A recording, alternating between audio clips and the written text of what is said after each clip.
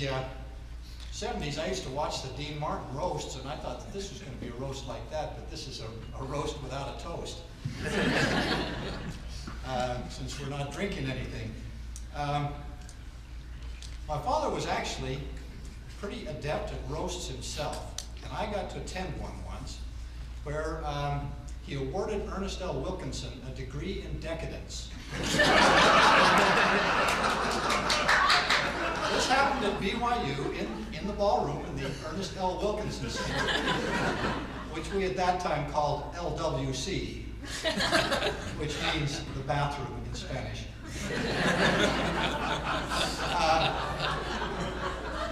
He and some other faculty members put together a skit and had Ernest Wilkinson carried in a sedan chair and awarded him a degree in decadence because he had come up with a marvelous idea for saving money at BYU. Whereas to get a professor with an IQ of 180 cost a lot of money, you could get 3 with an IQ of 90 for the same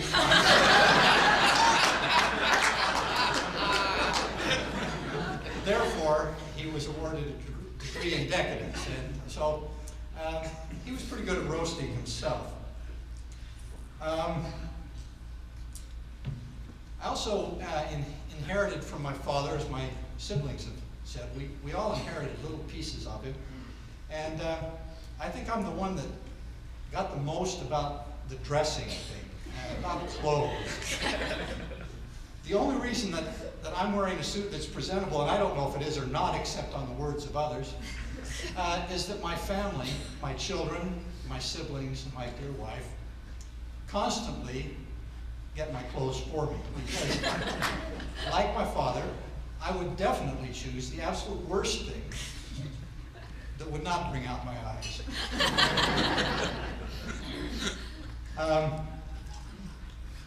Now, of course, there are a lot of Hugh Nibley stories that have been told tonight, and there's been some discussion on whether all of them are true or not. Now, this is something I told at another dinner that honored my father, but when we were young, we used to get questions all the time. Is this true? Is it true that your father knows the 3 Nephites personally? We had to come up with answers for these. And most of the time, we had no idea what they were talking about. We were just kids.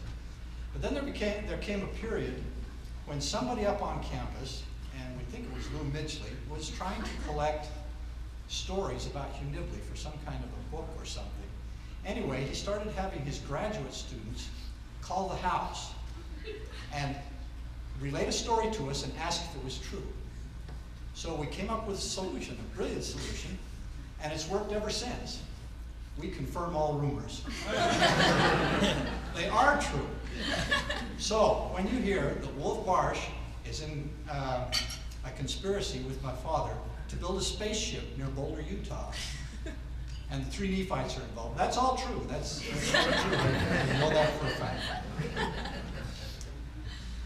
I'd also like to say a little bit about my father's eating habits, because besides a dresser, he was really an atrocious eater. I say was because a few weeks ago he broke his false teeth and he refused to get it fixed. So he doesn't eat anymore. He just sort of slurps things and makes do with that.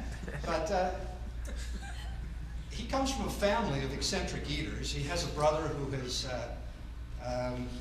proselyted a diet of cayenne pepper and lemon juice as the perfect diet. He had a brother who lived on vodka. And so he really got the more subtle end when you look at the rest of the family. But, for instance, he had a way of eating celery. He won't eat celery anymore because you need teeth to chew it. So I'm using the past tense. This is not because he's gone. It's because he doesn't eat anymore. To eat a piece of celery, he first has to get rid of all the strings in it. Now, all celery is strings. That means he ends up with a plate full of strings. He tears them out with his teeth, and he puts them on the plate. And he ends up with a nice little pile of shredded celery. And he never eats any of the celery. If there's peanut butter or cream cheese in the middle, he eats that. Hugh Nibley never met a piece of meat that couldn't beat him up. He was fond of, well, for instance, of the chicken that we ate tonight. His comment would probably be something like, "That was a tough old rooster."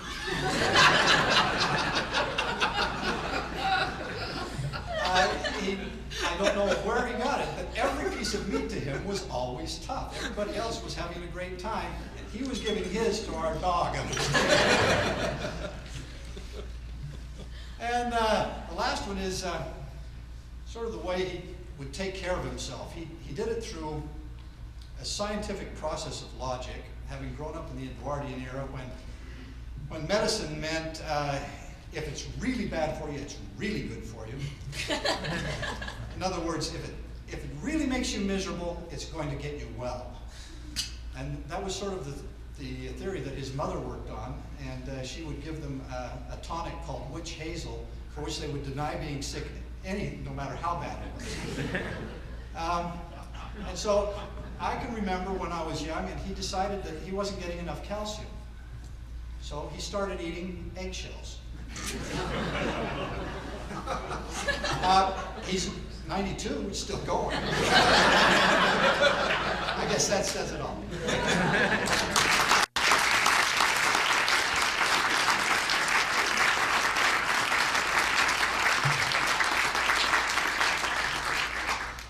At this point, I think we should take a moment to acknowledge Phyllis Nibley, who's put up with all of this for over 50 years now. When Hugh applied to teach at BYU in 1946, Elder John A. Widsoe wrote to BYU President Howard McDonald that Hugh was, quote, "a bookworm of the first order who will probably annoy his wife when he marries all his life by coming home late at night, too late for dinner, and by sitting up all night with his books." Widsoe was certainly right, but he only got a very small part of the picture, as you're getting more of it tonight. Phyllis has had to endure all the absent-mindedness, the scholarly single-mindedness, and all of the eccentricities for all this time, and shared her husband with the church. So I think it would be appropriate at this point to just let's all join together and give Phyllis a hand for her part in the Nibley legacy.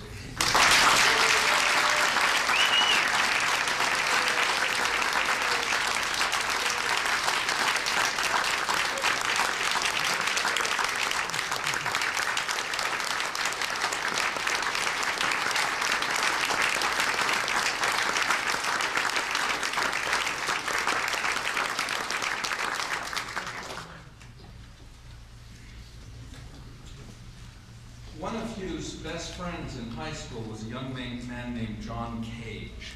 Some of you may have heard of him. This is true. Cage went on to become one of the most outrageous and controversial composers in 20th century music, and I'll leave you to look that up in a book. But perhaps it was this friendship that influenced Hugh to compose nonsense lyrics to classical music. Mendelssohn's Fingal's Cave became "I've lost my pajamas, I'll have to wear grandma's." Hugh's lyrics to Beethoven's Sixth Symphony were, "Oh, Uncle Oscar, what is there else to do but sit on the doorstep and sing to Cousin Henry?" His brother Reed said that they were always just a fragment, but they were always just very classic. And he said the classic of all, he said, I can't remember a word of it, this is a sad thing, was his text to the slow movement of Beethoven's Fourth Piano Concerto, which came out in the form of a recipe in poetry. Now, for the first time ever in a public gathering, we're going to all join in singing Hugh's lyrics to Beethoven's Ninth Symphony. To assist us in this, first off we have one of Hugh's old musical friends, Mr. Elton John.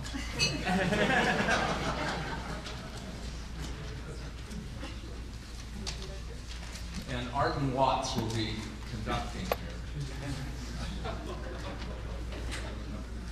Now, or visitor? No, he's here. Oh, he's here. There he is. Okay. Your lyrics are right here on the sheet. You should all have them. And it's the Ode to Joy. You should all know this. Not pretty loud. Now that oysters are in season, let us go and fetch some here, and we'll open them and eat them with our pretzels and our beer. And if any are left over, we will put them all on ice, and we'll finish them tomorrow, irregardless of the price. Second verse. Now I've eaten 20 oysters, and I think I'm rather full.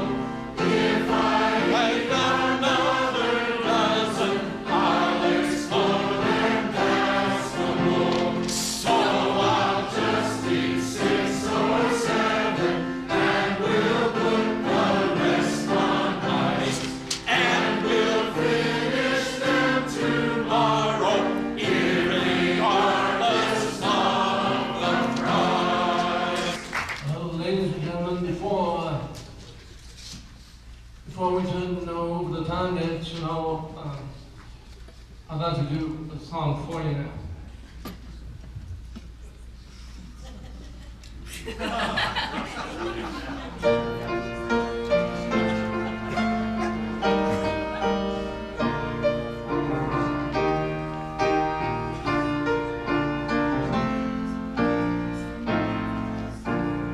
There's a hieroglyphic on that temple wall. Is it marked or is it wrong, or just a vandal scroll? An enchanted mummy on the lion's couch. No matter how complicated, Nibley reads it all. Can you see the Pharaoh's throne from his royal barn? It's a time and shadow of Abraham, but here it is writ large. Can you see the Pharaoh's curse when he was laid to rest? He's well dressed, but Hugh's a vagabond with sneakers and a vest.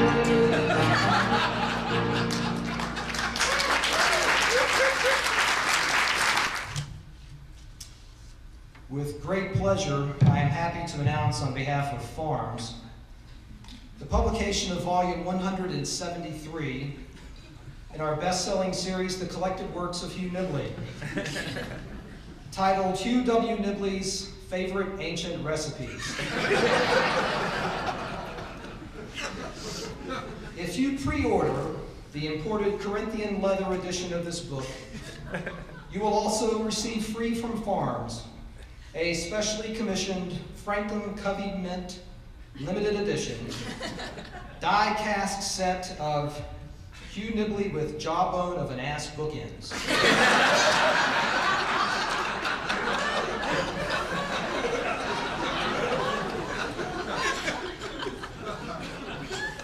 The Hugh Nibley with a jawbone of an ass bookends are a perfect mixture of form and function. Not only do these hand-painted die-cast metal statuettes actually hold books together on your bookshelves, but they are also inspirational conversation pieces. These sturdy bookends portray Professor Nibley as a modern-day Samson, reminding us all that the pen is mightier than the jawbone of an ass. When it comes to clubbing enemies of the kingdom. Now, in the brief time remaining, please allow me to give you a short overview of this exciting new publication. Unlike other previously published versions of ancient recipes collected by Brother Nibley, such as the coffee table volume from Deseret Book, under the title, The Illustrated Keeping the Word of Wisdom, with Brother Hugh's restored and correlated ancient recipes, this new Farms volume contains all 947 unexpurgated ancient recipes for meals known to have been transcribed, collected, or actually eaten by Professor Nibley, and includes his own personal favorites, such as Esau's minute lentils and savory venison. It includes King Lamoni's To Me It Doth Not Stink,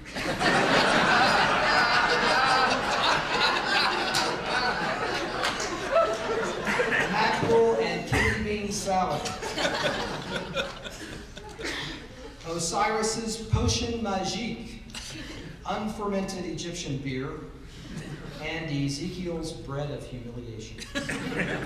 Another feature of this Farms publication that distinguishes it from its crassly commercial competition consists of the heavy annotations and numerous interpretive essays giving the reader the necessary historical, linguistic, and theological background to understand these ancient recipe texts. For instance, one particularly insightful essay considers the controversial issue whether Brother Hugh's personal favorite dish, the King Lamoni's To Me It Doth Not Stink mackerel and kidney bean salad recipe, whether this recipe is potentially damaging to one's spiritual and physical health, since the use of canned mackerel in the preparation and consumption of it arguably violates the word of wisdom just from the smell of it alone.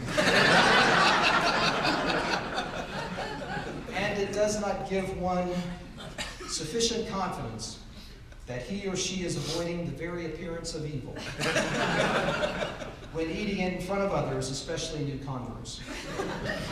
Just to give you a taste and whet your appetite for this new book and its recipes, I'll quote and share with you briefly Ezekiel's Bread of Humiliation recipe, which comes from Ezekiel 4:9. Take thou also unto thee wheat and barley and beans and lentils and millet and fitches, and put them in one vessel, and make thee bread thereof, according to the number of the days that thou shalt lie upon thy side. 390 days shalt thou eat thereof. I should again point out that this collection of Nibley recipes, unlike its competitor, also contains copious footnotes and exclusive excerpts from Nibley family member diaries and journals that further elucidate the recipe texts. As a matter of fact, let me share with you now in conclusion the very interesting footnoted anecdote about the first time that Sister Nibley prepared Ezekiel's Bread of Humiliation for a family meal and accidentally misread Hugh's handwriting, thinking that the word fitches, F-I-T-C-H-E-S, was finches, F-I-N-C-H-E-S, and she went grocery shopping. In spite of the difficulty of locating finches in Provo in the 1960s, a time when there were few pet stores with birds, and the laborious task of grinding and kneading them into a doughy mixture, again in the days before electric grain grinders, Sister Phyllis had 2 loaves ready for dinner that night. The whole family was excited to play a small part in the restoration of all things.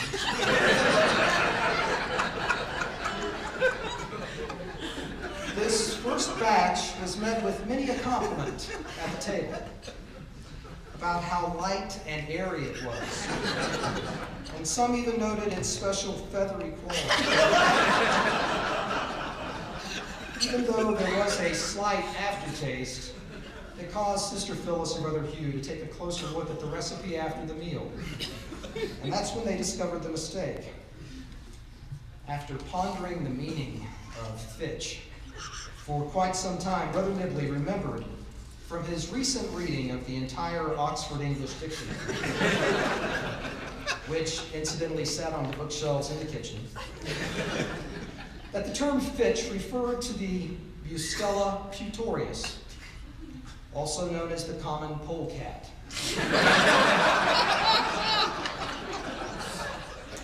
Although he did not voice his concerns to his family immediately, he was fairly sure that skunks were not indigenous to the ancient Near East.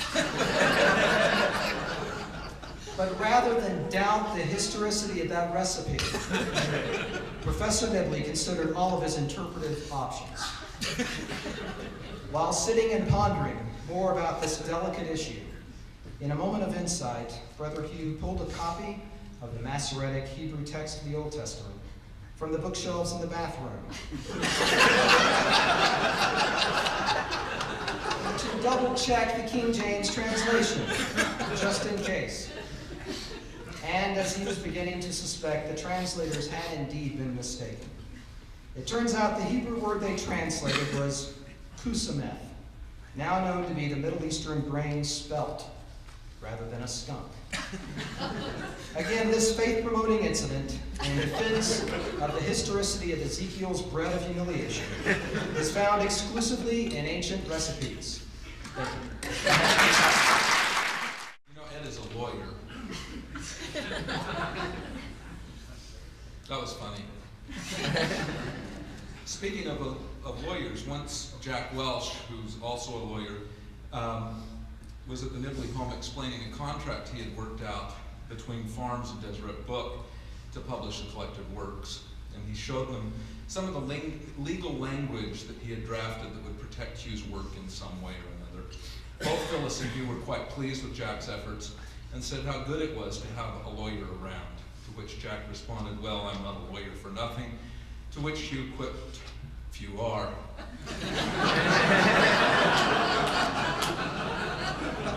Now to introduce our next guest is one of our favorite lawyers, Elder Bruce R. McConkie.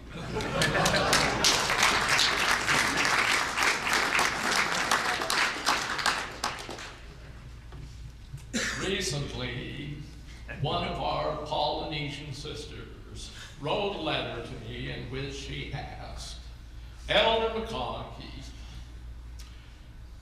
is coconut really the food of the gods?"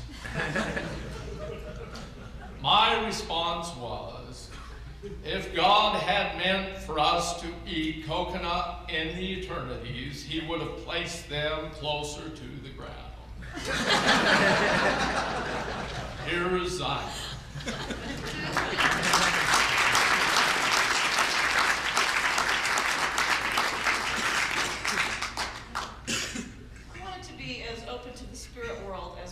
Sorensen here, who has channeled for us both living and dead celebrities and general authorities, and I think we need to applaud for him right now before we even forget.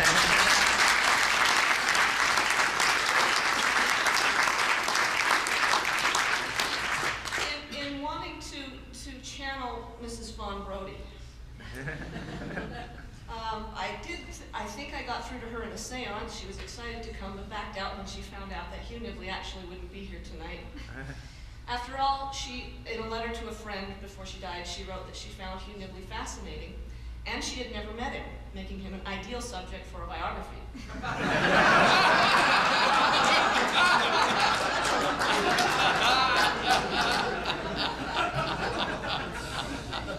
But I just couldn't pull it off. I'm sorry. One thing I liked about Boyd Peterson when I met him was that he never asked me what it was like to grow up with Hugh Nibley as a father. And now after 18 years of marriage, here I am telling you about it. Well, I'm like my brothers and sister. I don't know how quite to respond to that except to say that I don't know what it was not like to grow up with Hugh Nibley as a father. And the flip side of that is enormous. Where does one start? Well, I'm going to tell you just a few of my own memories. They're different from my brothers and sisters. And I hope that it gives a little bit of a glimpse of what it was like to be the youngest child. Memory number one, Thanksgiving table. Blessing finished, food circulating clockwise till everyone has a helping of everything. Daddy says in a louder than conversational voice announcing a game, "There are two kinds of people in this world." And he catches my eye. "Zina," he says. I swallow a mouthful of food and pick up the game. "Those who divide people in the world into two categories."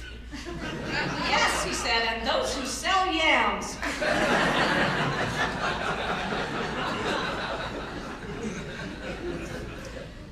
Number two. 2, sometimes spring in the early 70s, Martha and I, about 8 and 6 years old, are walking with Daddy past BYU's tennis courts on our way to the PE building, in the Richards PE building for a swim. The blossoms are out on the flowering plums, and a pretty copper light slants in from the sunset. Daddy is half humming, half whistling a Chopin piano sonata. It's a fast movement, so I have to hustle a bit on my short legs to keep up with him. He notices, "Here," he says, "take my heavily dimpled hand." When we walk back from the pool, tired and wet-haired, he gives me a piggyback ride. Number 3, my sister Martha, the one just above me, is in high school. I'm one grade away from it. A rare occasion when the phone rings and Daddy, without saying, "Oh, go away," as he picks it up. I overhear his side of the conversation. "Yes, this is Mr. Nibley. Yes, Martha is at Provo High School. Yeah, she what? She missed what? Seminary?" He holds the phone an inch away from his mouth and calls to my mother, "Dear, is Martha taking seminary? I told her not to take seminary." Great guns, what is she doing in seminary?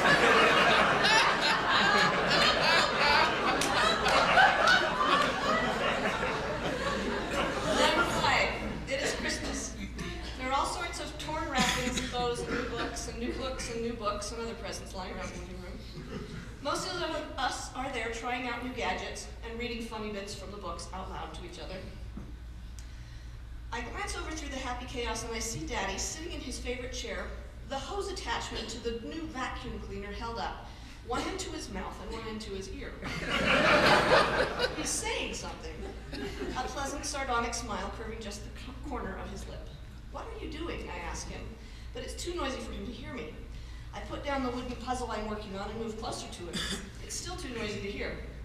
"Daddy," I say loud enough for the conversation near us to quiet. Suddenly we can understand him. "Bottomless pit of wisdom," he's saying. "Untapped oceans of knowledge, endless cirque of unmitigated sagacity."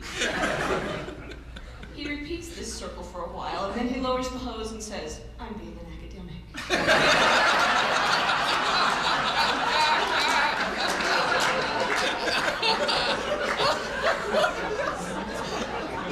Number 4. A couple of groupies come over to the house to gawk and worship. I'm in high school in this one, old enough to be calling myself daughter of a false god. I think this is very funny. I think if I told it to the groupies sitting at Daddy's knees, they would not get it. I think I am lots cooler than they are, but it gives me an almost maternal concern for their cluelessness. At one point, the conversation turns to politics. Not good. Before I can catch his eye and make desperate slashing motions across my throat, one groupie is saying, "Well, Brother Nibley, I bet you always show those liberal idiots a thing or two." My father calmly says, "Of course, I'm the most liberal of all the idiots you will ever meet." Groupie looks like he stepped on a gerbil. The next one, my 3rd child, Nathaniel Hugh, is 5 days old. Daddy is 90 years old, and Mom is just out of the hospital where she received a pacemaker. I'm hardly expecting a visit from the grandparents, but Daddy comes anyway. He takes the baby gingerly, adoringly, and then looks at me in alarm. "But he's so tiny," he says. "Is he all right?" I remind him, "We all weighed 9 or 10 pounds, Daddy. Nate is 6 pounds, so yes, for you he's tiny." Still, Daddy looks a bit worried. A year later, he watches Nate scooting around chewing new toys at his birthday party. "I'm so glad you named him Hugh," says Daddy. "He'll redeem the name. He's so much smarter than me."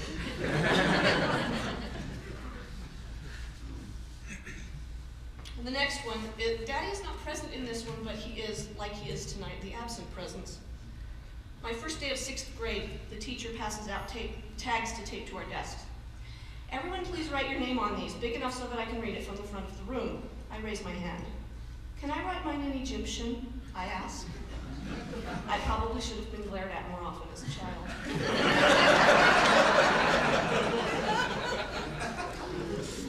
This last one is very specific. I am tiny, too small to climb up onto the swing. Daddy picks me up and boosts me onto the seat. The swing is enormous, hanging from a branch of a centenarian sycamore tree. He gives me a push, and the world drops. With each extra push, I vault higher until the tips of my red buckle shoes brush the leaves. It's exhilarating, giddy, terrifying. Safe crosses my mind. And I look up and I see thick ropes with their unbudgeable knots around the massive branch, and I look down and I see my unbudgeable father. Safe. as long as I hang on. Growing up with Hugh Nibley as a father, I learned this. The world, with all its exhilaration, giddiness, and danger, is actually pretty safe, as long as you're on a course that has strong ropes and sturdy knots, and an unmovable, unshakable faith pushing you higher. Then, all you have to do is hang on. Thanks, Daddy. One day in the early 1950s, Hugh Nibley's teaching assistant, Curtis Wright, walked into Hugh's office and found Hugh leaning over his desk reading from the Book of Mormon and laughing. Wright asked Hugh what was so funny, and Hugh responded that he discovered an error in the Book of Mormon. "You did, huh?" Wright had asked. "That's interesting. Let me see it." Hugh handed the scriptures over to Wright and pointed to Alma 43:10, which says that humans are carnal, sensual, and devilish by nature. Wright read the passage a bit defensively and demanded, "Well, what's the matter with that?" He responded, "You left out stupid."